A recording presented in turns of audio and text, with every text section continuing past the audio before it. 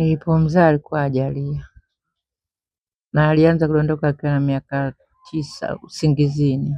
Ilikuwa inamjia usiku saa 8 na ilikuwa iji mwezi kwa mwezi. Ikawa alio namtokea usiku usingizini. Baada ya kama miaka 10 akawa anadondoka mtaani. Katika maisha kuna habari ambazo hazisikiki sana, lakini zinazobeba maumivu makubwa moyoni. Huyu ni mama shujaa wa kweli, anaishi na mtoto wake wa miaka 30, mtoto ambaye hajawahi kuongea tangu kuzaliwa. Miaka yote hii amekuwa akimlea, akimlinda na kumpa upendo bila kuchoka. Lakini changamoto zimekuwa nyingi kuliko nguvu zake. Mtoto wake anaishi na ulemavu, hali inayomfanya aanguke mara kwa mara. Kila siku ni mapambano, kila dakika ni majaribu. Mama huyu hana msaada, hana nguvu za kutosha, lakini moyo wake haujawahi kukata tamaa.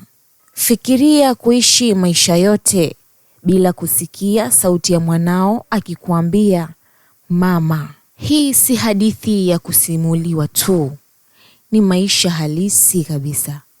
Ni kilio cha mama huyu anayehitaji msaada. Karibu katika mahojiano haya, na hii ni ripoti kutoka mkoani Morogoro, na mimi ni Sabitina Ali, na hii ni Families Media. Kwa jina naitwa Oliver Cosmas.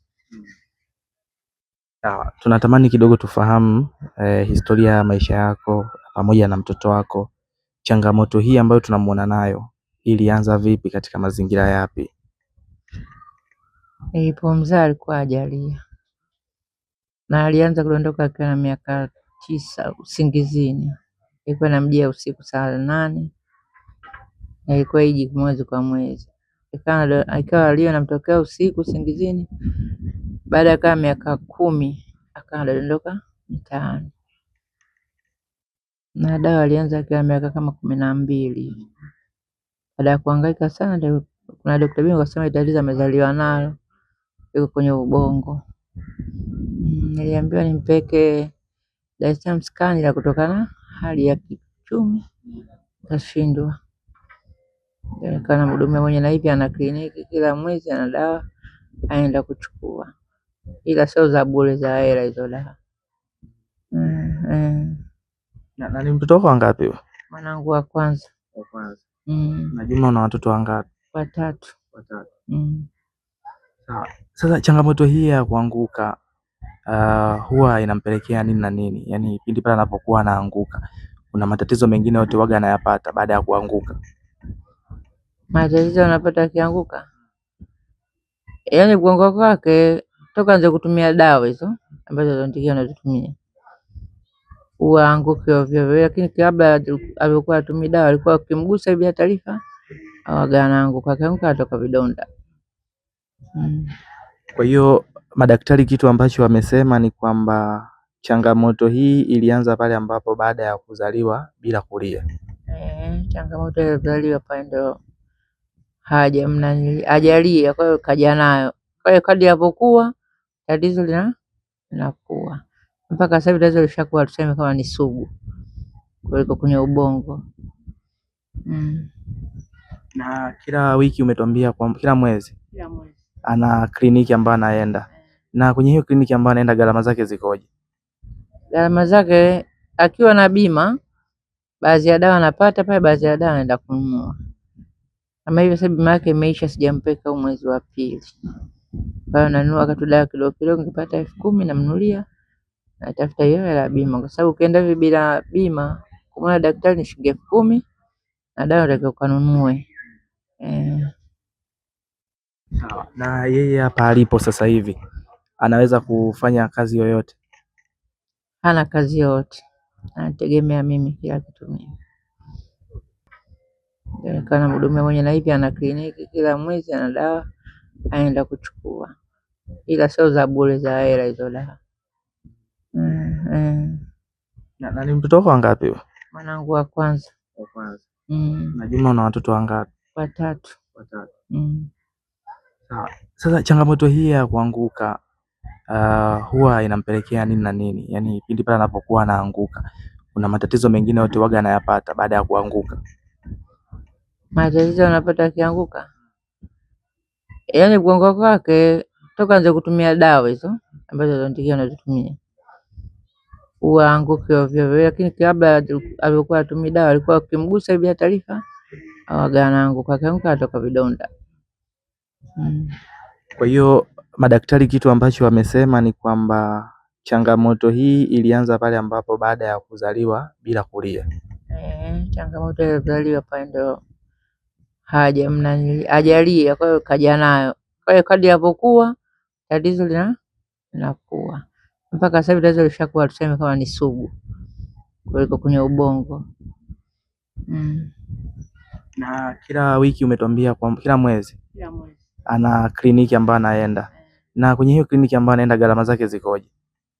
Gharama zake akiwa na bima, baadhi ya dawa anapata pale, baadhi ya dawa anaenda kununua. Kama hivyo sasa bima yake imeisha, sijampeka mwezi wa pili, kwa hiyo nanunua katu dawa kidogo kidogo, nikipata 10,000 namnunulia, natafuta hiyo ya bima, kwa sababu ukienda hivi bila bima kumwona daktari ni shilingi 10,000 na dawa unatakiwa ukanunue. Sawa. Na yeye hapa alipo sasa hivi anaweza kufanya kazi yoyote? Hana kazi yoyote, anategemea mimi kila kitu mimi. Tunahitaji kufahamu changamoto za ujumla sasa ambazo zinakukumba wewe kama mama katika kuhakikisha mwanao anapata huduma zote. Ni zipi hasa changamoto ambazo unakumbana nazo? Changamoto unazokumbana nazo huwa anakutana na watu wengine wanamfanyia vitu vibaya, ukimuuliza haelewi, wengine wanampiga. Hizo ndio changamoto tunazokutana nazo. Basi ndio hizo. Na vipi hapa mnapokaa, ni nyumba yako au ni sehemu ya kupanga? Sijapanga, na familia. Sawa. Labda tunahitaji pia kufahamu kwamba anavyokuwa anatoka kwenda sehemu fulani kwenda sehemu nyingine, anakuwa na uelewa wa kujua kwamba muda huu nirudi nyumbani au mpaka umfuate? Anaelewa, anarudi mwenyewe, ila anapotembea akatembea kurudi anavyotaka yeye. Anaweza karudi saa 4 za usiku anazua tu, na haendi nyumba ambayo sijulikana. Anaweza katoka hapa kaenda mpaka Tubuyu kwa babake mkubwa, anaenda na mguu. Ana changamoto nyingine yoyote ukiachana na hii hapa alionayo? Neno lako sasa kwa wanaokutazama, kitu gani hasa ambacho unatamani kuwaomba na kuwaambia ili waweze kukusaidia? Mimi nachoomba, naomba msaada wa bima, anikatie bima ya afya, naomba msaada kwa sababu sasa hivi kidogo nimeomba kiuchumi, na bima yake imeisha. Naomba mniangalie, mnisaidie bima. Mawasiliano ya 0717 29 65 67. Natoka Oliver Cosmas.